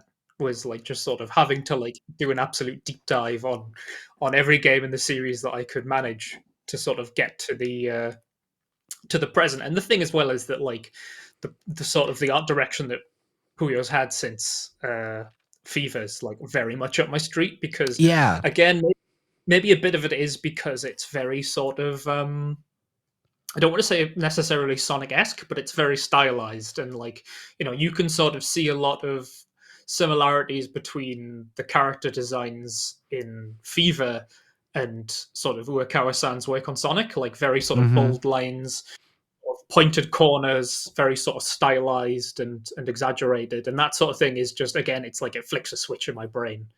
It's just like yes, that's like almost like very sort of I guess like Y2K sort of aesthetic Mhm. is like a lot into that. So then I ended up basically having to get up to speed on who all of the other or no, who all the other characters were that went in Fever and like produce all these pictures and like I didn't know that Sonic was going to be in the game when I initially said that I'd do the work. Um, so at one point I thought it would be really funny if like they did like sort of an April Fool's where they had Dr. Robotnik as a playable character, like sort of like the old like either like sort of Dr. Eggman or like sort of the old classic Japanese design. And I'm now very glad that I didn't mention that because obviously it would have because obviously then we got actual Sonic in the game. Yeah. So so yeah, those were actually a lot of fun to work on just because obviously like I Mhm. said they kind of fit like a lot of what I like aesthetically, but also it was a chance to sort of I guess like practice perspective and backgrounds. That was the main thing that I was trying to do with those was Mhm. basically just to get better at sort of backgrounds and to be a bit more ambitious than I'd been with like the Sonic stuff the previous year. And the thing as well is that like the Puyo fans, like because I know that like they don't tend to get too many releases in the West, so they're all like sort of very very happy with anything that they do get. They were all just like like sort of incredibly kind to me in terms of like just sort of saying how much they liked the work and like sort of like appreciating like any of the little references that I put in. Mm-hmm. One of my favorite things is actually the final picture that I did to sort of like show off the spectator mode update. Um, that basically if you zoom right in on the stage instead of like an MC, there's that fella over there who's a Puyo. He's a green Puyo wearing a bow tie, who I affectionately refer to as Snazzy Puyo. And when I think it was a Puyo Quest picture that the team in Japan put out to celebrate like Puyo Quest's anniversary, Mhm. and they put the bow tie, they put Snazzy Puyo in the picture, and I was like, Oh. I did it! Yes, I've made a mark. Awesome. Awesome. Amazing. No, Yeah. that was a lot of fun. It was Mhm. that was actually the point when I became like a full-time illustrator, because I was working on because when I was working on Sonic, I basically had to go to 4 days a week because of like sort of it was basically just I needed the extra day to get the pictures done while also doing like uh, the 9 to 5.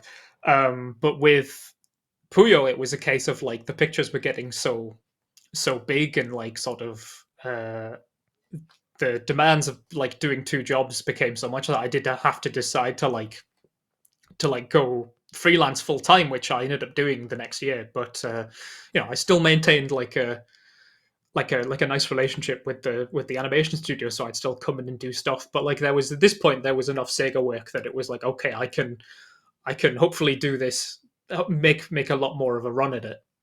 Mhm. And then that's when I ended up doing a bunch of stuff with Danny Russell, former guest of the show, Yeah. and that's when we Great ended up guy. doing lots of stuff.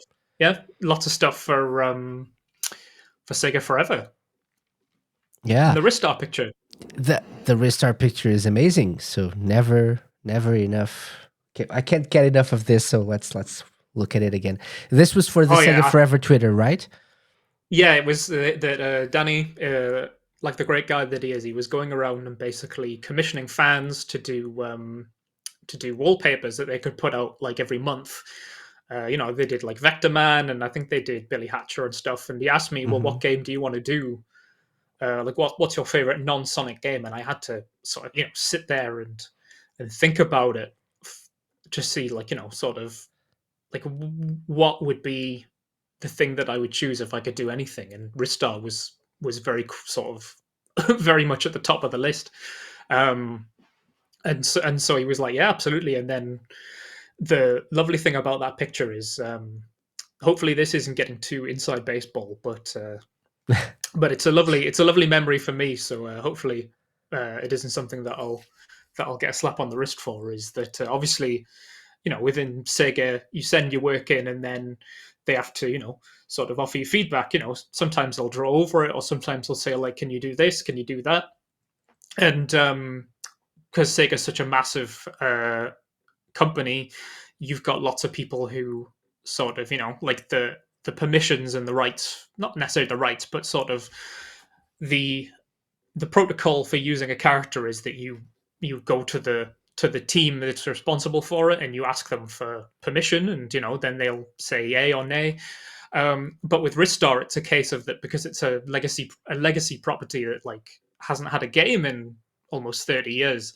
Um, that they basically like tried to find like the highest, like any staff members that were still working on the game, and that's how we ended up getting in touch with the director of the game, Akira Nishino, and he still works at Sega, but he's like way up there. He's like the head of console development or something.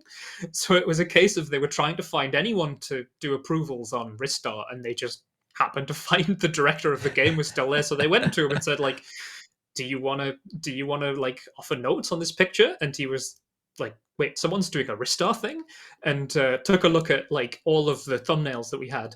Basically, approved every single one. He was like, these are all great. Like, you could use, because I basically did thumbnails for all of the planets, and he was like, you could use like the music one for like spring, or you could use Planet Freon for like winter. And he was sort of saying like, you could use this one for this one. He just seemed like very, very pleased that we'd come to him with all these concepts. And he offered a lot of handy advice. Like, he told us exactly what was, because obviously it's pixel art, so there's a certain amount of interpretation. But he told us Yeah. exactly what the intention was with that particular scene, where like Greedy's castle is basically folding in on itself at the end of the game. And even offered some really fun suggestions, like the planet that's in the background with the two eyes. Initially it was just like the actual planet that appears on the map screen, but he was like, it would be really fun if you made it the planet from the title screen, like with the little eyes. And I was like, love it. Okay. And so yeah, then we did the picture as normal, and we sent it in. And then when it got, like, when we sent him the final draft, he sent a note back saying like that, just how much he liked it, and that it was now his wallpaper for his computer at work. Awesome. And so, I mean, that was like a wonderfully surreal moment. Is like the director of a game that I played as a child has my artwork on their desktop. That's like, that is like a top 10 Sega memory for me now. For sure. For sure. Yeah, that's amazing. That's actually a good segue into my next question. At some point would be, how do you feel when people look at your artwork? And I mean, it's gonna feel good when people praise your work, but especially from a fan perspective, you're also a fan of these things you're working on. How do you feel when other fans appreciate your work and like thank you for working on stuff that, like, for example, for Ristar fans, we haven't seen much in like forever.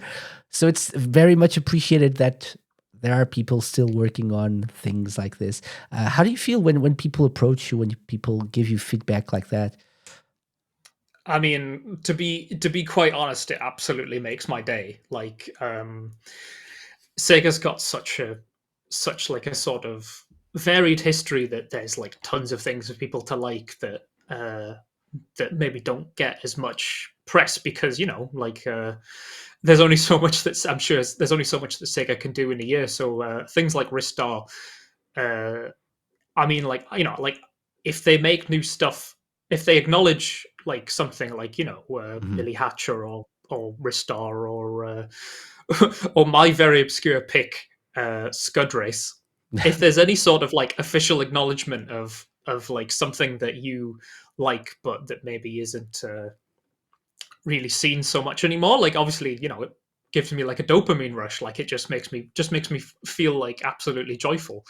So the fact that not only does Sega very kindly allow me to sort of pull this sort of thing, like when I worked with Murilia at Sega Europe on that Billy Hatcher picture for Easter, like, not only is it a case of like that Sega's very willing to look back on this stuff and celebrate it, and allow me to sort of do my stupid stuff. The fact that it makes people as happy as it would if I'd seen that stuff from someone else, like, that's kind of the absolute goal of it. That's Yeah. a bit like why I do what I do when it comes to Sega artwork, is like, I want people to feel as happy as, like, sort of, the Sonic the Screensaver artwork makes me feel, that sort of thing. Okay. Yeah. Makes sense. Yeah. You mentioned, so we've been talking actually about a lot of stuff you did for social media, but there's also comics, there's also games themselves, right? Would you like to talk a little bit about other things you've done for Sonic and whatnot? Sure, yeah. I mean, the so basically I started on the social media, and then at one point I emailed David, who was the editor at the time of IDW Sonic, and he was like he's like one of the nicest people you could possibly meet. And he sort of, took a look at my work and said like, "Oh, I've seen this." Um, because basically I'd saw that they announced that there was going to be like a classic special, and so I was like, well, that's my wheelhouse. I'd love to do something, and especially like growing up with Sonic the comic as a kid, like it would sort of like having a physical item with your artwork on. It's still like I'm sure that if you invite any of the other artists on, they'll tell you the same thing. Like having a physical item with your artwork on, it's like it never gets old. It's just such like a wonderfully surreal thing to happen. Um, and so yeah, I emailed David, and he was super nice and ended up saying like, "Oh, I love your artwork. Actually, we just had like a cover opportunity come in for Sonic's 30th anniversary. Can you do the San Diego Comic Con cover?" And and I still kind of can't believe that they let me do this. Was that I based it on because it was the 30th anniversary, and I was like, just in case, I was like, I'm going to base this on my Sonic One cover, which is ironic given that it's a European cover that was only Yeah. available at an American convention. Yeah. But so yeah, sorry UK Sonic fans, but hope that I made up for it. And then basically being invited back the next year to do the cover for Tails, and then so that was 2022. Um, and then from there, that's where we get into like the big one was that I was working on something and basically saw that they announced Sonic Origins, and then immediately like sort of emailed going like, "Oh, can I work on this? Oh, that's so cool. Can I do something?" And then it was sort of the beginning of last year. I got an email from a producer at on Sonic Team who was basically saying, "We're doing Origins Plus, and would you like to do the reversible covers like we had on Mania?" And I mean that's great for me as well because the Mania Plus reversible cover artwork is done by Kieran. So Yeah. sort of continuing on something that my best mate worked on, I was like, "Oh, absolutely! Like you can put me on the shelf next to him." And so they came up and said, "Yeah, we need it by this date," and they wanted something that was kind of more along the lines of so like the Sonic Mania thing, where it was like a background and characters, and basically there ended up being a compressed amount of time. So I suggested going along the lines and doing the cover that you've seen, which is like basically basing them on the covers, the different region covers for Yeah. Sonic 1, 2, and 3. So that's kind of the aim is Europe Sonic 1, uh, North America's Sonic 2, and Japan is Sonic 3.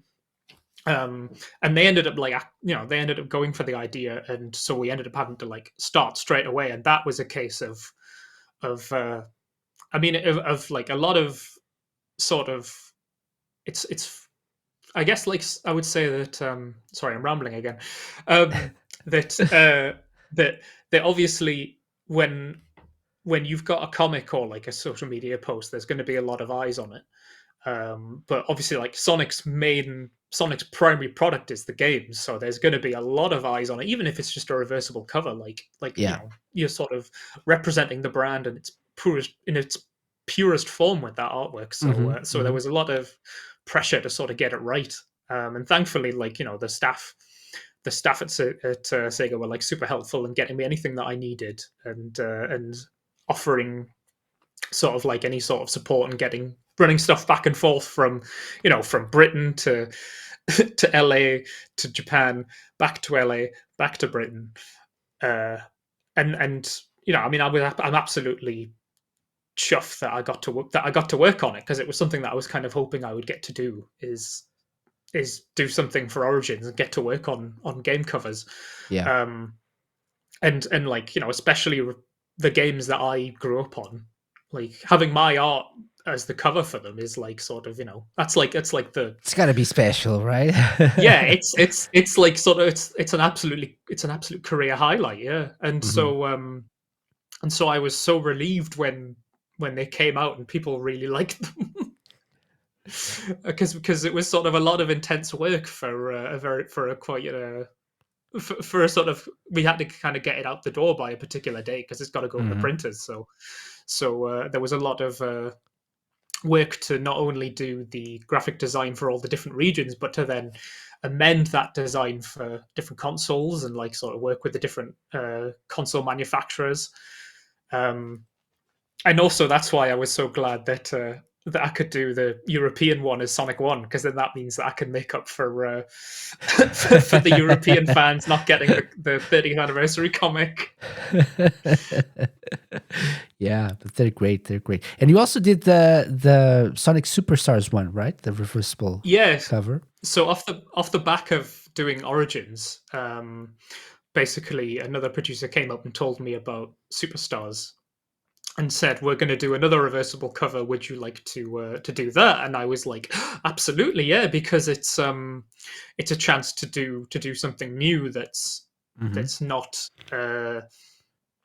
as directly based on old artwork, and as well, like sort of I love Sonic Mania to bits, so sort of getting to work on the next classic game in any sort Yeah. of capacity is like like just absolutely sort of wake up and pinching myself levels of joy, and so I'm really pleased with how that cover came out, and I'm also just again incredibly relieved that people like it so much, Yeah, for sure. This and is amazing.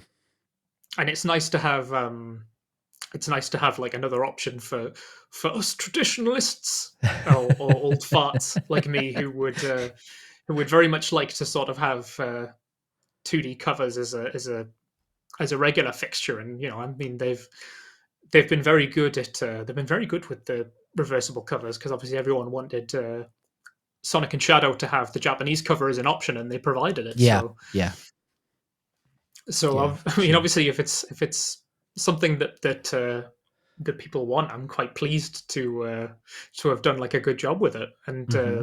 sort of seeing it turn up on posters and stuff, and that was very surreal. Yeah. I can imagine that, The neat, yeah. And people sharing, yeah, right? When they get like these special editions and sharing your artwork there, it has yeah, to and feel like it's something special that you achieved something special, absolutely, right? and the nice thing as well is that people kind of picked up on the fact that I wanted it to be a bit Game Gearish in terms of like the way that it looks like I guess like obviously because it was the first time that Fang had been back in like almost, well, maybe even 30 years.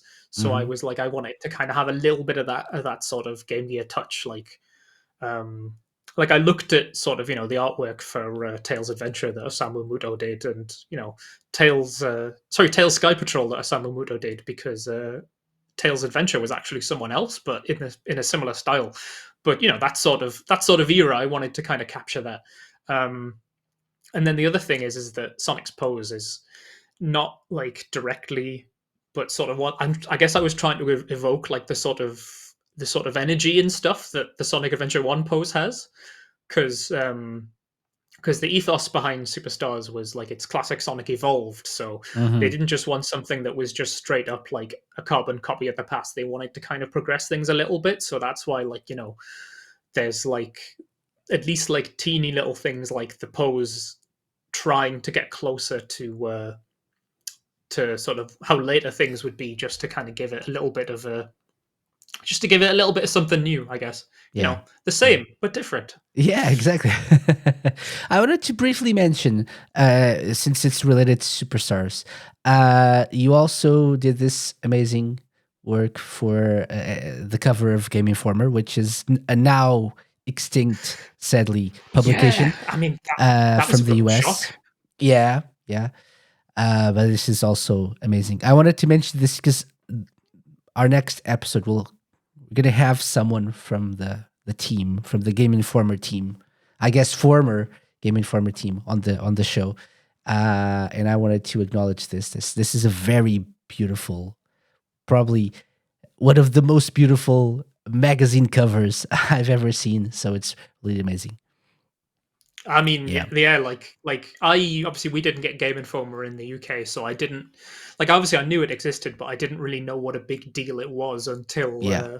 Evan from Sonic Team's team came up and sort of said like, "Would you want to work on this?" And then I was like, "Yeah, absolutely." And then when the cover came out, there were lots of people who were just like, "Yeah, yeah, I love it. Yeah, Sonic on the cover of a magazine in 2024, like, well, Yeah. sorry, in 2023 even, yeah." And Yeah. I am, you know, absolutely bowled over that it was Uh-huh. me that got to draw it, and especially obviously in hindsight with it being one of the with it being in the sort of the final year of the magazine, it sort of became a bit of an unexpected privilege Mhm. to be on the cover of it, and and it was fun as well because you've got Dr. Eggman on the other side, and he's not having a good time because everyone's paying attention to to the other stuff. No, it was honestly like Superstars was such a blast because like it was just a case of getting to draw all of this. I mean, that's it. Is like sort of Origins and Superstars is like sort of me spending so much time pawing over old Sonic promo art from the '90s, both like stuff that we got in the UK. Like I think I very specifically got to mention like the Stay Sonic cover because we had a copy of Stay Sonic when I was a kid, and that was like sort of that was like my Bible when I was little, and that cover sort of with Sonic jumping over the barrier. Like I've literally got it above my computer here. It's like a signed print from Duncan Guttridge, and sort of getting to do stuff along those lines in 2024 no well in 2023 no less, when classic Sonic's kind of he got when Sonic got redesigned decades ago. It's like wonderfully surreal. Like I probably sound like a broken Yeah. record every time that something comes out, that it is like a childhood dream Mhm. getting to draw Sonic Pro. Well, not just Sonic promo art, but like video game covers as well. Like I didn't think it would happen that way, and it just sort of a lot of it is sort of luck that like 20 years beforehand my brother went to school with a guy, and then sort of all the dominoes all the dominoes fell and ended up with me drawing that cover and people liking it. Like it's Mhm. it's like it's just the most wonderful ride that I think I've ever been on, which sounds very cheesy, It's but amazing. Yeah, it's I'll amazing. I think everyone listening in can understand, right?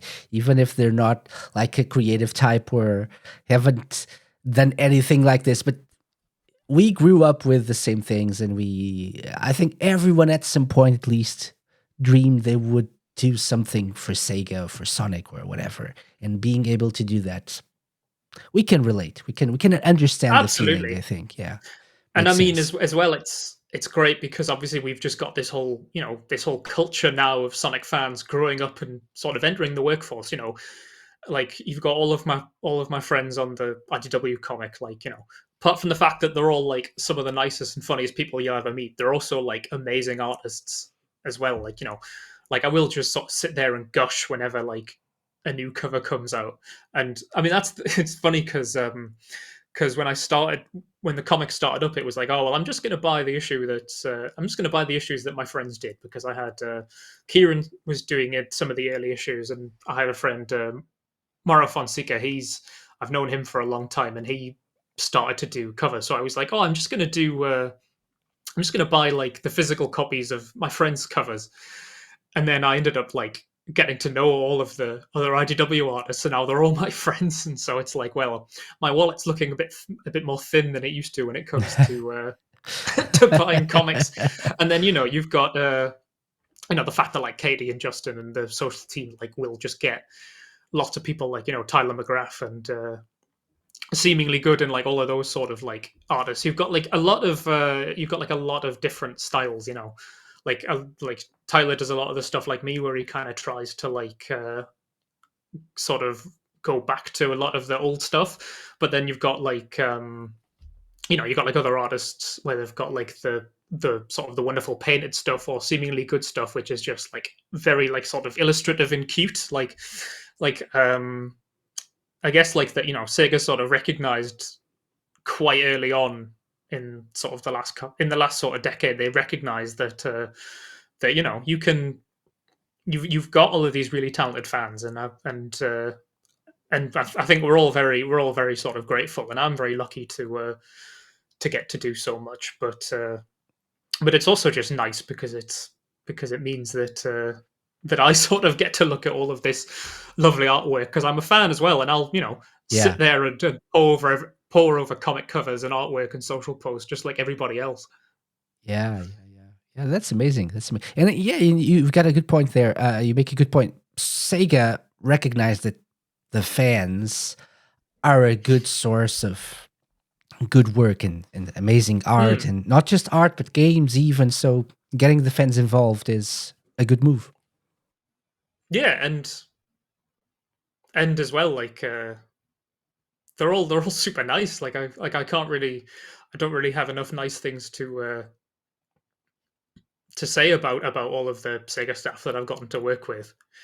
I'm very lucky that not only have I gotten to do all of this great work, but that all of the staff have kind of given me a lot. They've had a lot of confidence to kind of give me the free reign to come up with ideas and to sort of play off things and make little references and all that sort of thing. Like they're fans as much as I am, and Yeah, they yeah, they can appreciate the obscure stuff just as much as me, and that's like that kind of warms my heart when it comes to that sort of thing.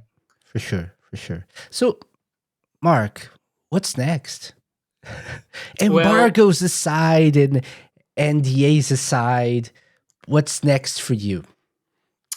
Not I'm aside. probably That was the wrong way to put it. The embargoes are important and NDAs are yeah. important. So let's stick to those. But what can you tell us about what's next for you? What can we expect from you? Well, I'm probably going to go and sit in a big armchair and drink a big cup of tea, and then who knows? I'd love to do more Puyo because obviously, like I said, that kind of style was so appealing, and also the fans were really kind. So I do find myself kind of just drawing the characters, like just sort of doodling them for Hmm. fun. And I've still got all of the reference books that I bought when I was doing a deep dive on the series. That would probably be the a thing that I'd like to do. I mean, obviously, you've got Ristar's Ristar's 30th anniversary coming up. So if there happened to be anything for that, this is just me, completely speculating. But Yeah, even if it was just a picture or something, just to at least like mark the occasion, like acknowledge that would be the great. yeah. Hmm. Yeah, like obviously the dream would be to be in house, and to do this stuff all the time. But certainly, like the industry works in a particular way now, so I'll probably continue freelancing, even if I ended up like uh, doing doing other stuff. Like sort of Sega's always got a special place for me when it comes to to like sort of working on it and the different franchises. So I'll probably just keep drawing, to be honest. Like even in my off time, I'll just plug and draw. I'll just draw Jet Set Radio stuff or Billy Hatcher or whatnot, just for fun. Okay, okay. So people should actually follow you on socials to Well, check that out. Maybe. if they'd like, they're not under any obligation to. No, they are. They are Uh, legally oh, legally binding. This is a legally binding podcast experience. So if you listen to this, you must follow Mark on social media. okay. Thank you very Well, much. in that case, thank you. It's uh, and okay. Well, then it's the Sketch Sector, all one word, on Twitter, Instagram, and Blue Sky. And I mean, it's a case of that. It's probably not so. Sorry, I'm rambling again. That I'm going to be at a convention in October, which I think is the 5th. I'm going to be at SonicCon UK with a lot of the other lovely IDW folks who also live here. And that's October 5th. And if you're listening in the future, don't worry about it. And also, where are the flying cars? Exactly.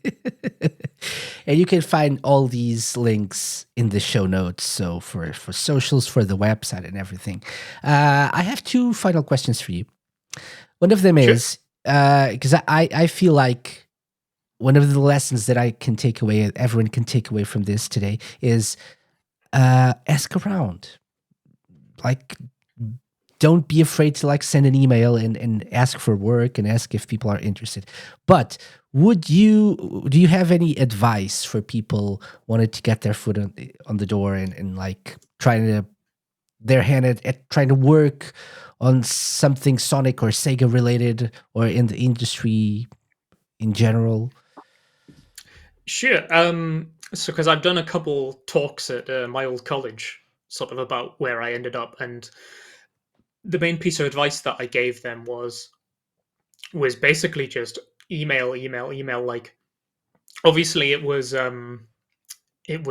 having a friend who ended up working on Summer of Sonic that got me in the door. But when it came to the social media, it was a case of I already had Aaron's email, so I emailed him. When it came to like sort of IDW, I ended up basically emailing in like basically most of the stuff is just from me.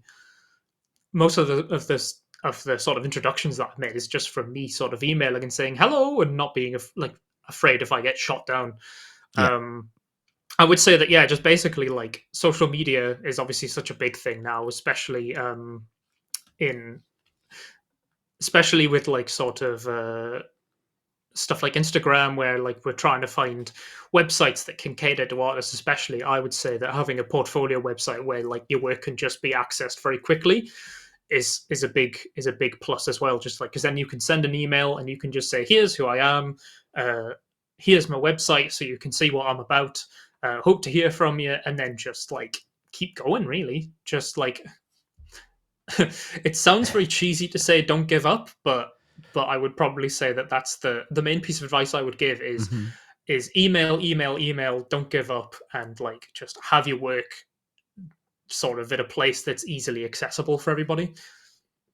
Sure. And just don't forget to draw for yourself, even if it's because the thing is that there's been times when I've drawn and I haven't really drawn anything for myself, so I've just had to like sit down and sort of recharge and doodle stupid stuff that only I find funny or just to amuse myself. So don't forget to do that as well. That's a key part of the creative process is just uh, drawing silly things in the margins. Okay. Yeah. Yeah. For sure.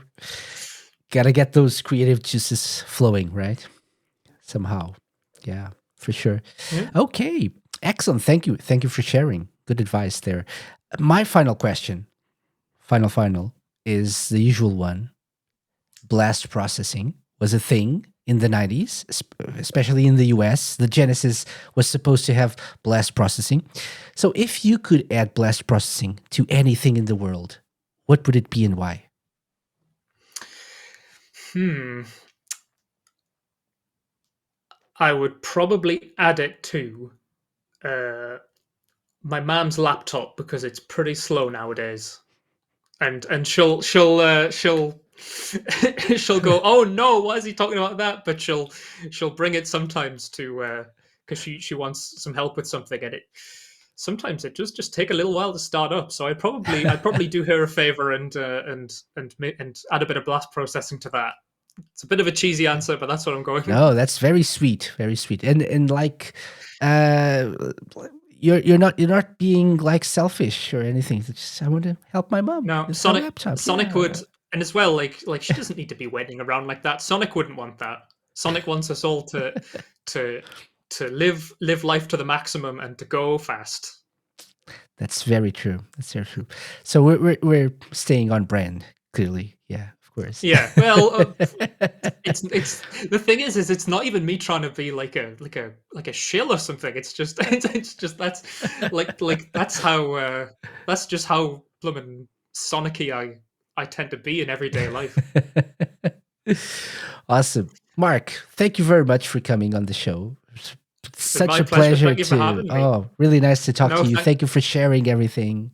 Amazing. yeah, and thank you for being very patient with all of my sort of rambling and gushing, and to the listeners as well for putting up with me for God, however long it's been. I think people will enjoy this very much. I maybe we need to do this again because I could keep talking to you for hours. So yeah. Oh, I can talk Sega all day. I'm just like I do just love to chat about it, and yeah, I could just go on for ages.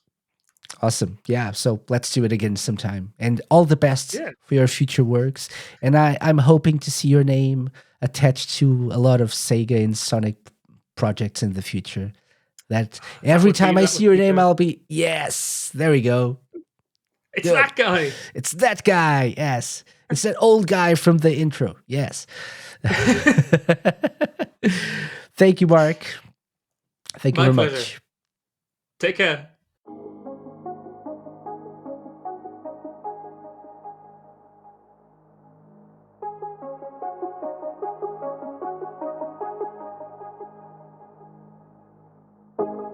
Thank you again to Mark for being such a delightful person to talk to. And remember to take a peek at the show notes so you know the various places where you can find him online. That does it for this week's show, and I hope you enjoyed this particular episode of the Sega Lounge. If you did, and this is your first time listening, thank you, first of all. Be sure to follow us on your podcast platform of choice, and remember we're also on YouTube now. Next week, we'll have a very different kind of episode, but I'm very excited for all of you to get to listen to it. It's going to be a crossover of sorts, but very exciting. I hope you join me then. Have a wonderful week. Take care, be safe, and I'll see you all next time. Bye-bye.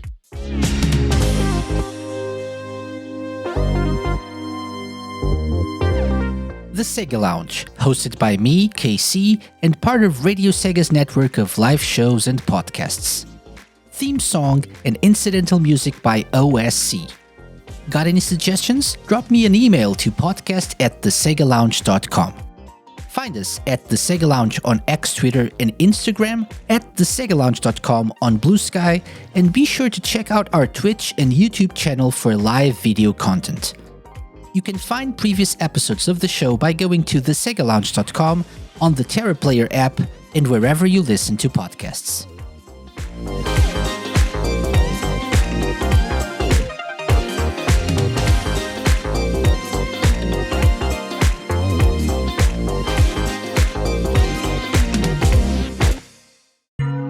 A Mixed On Productions podcast.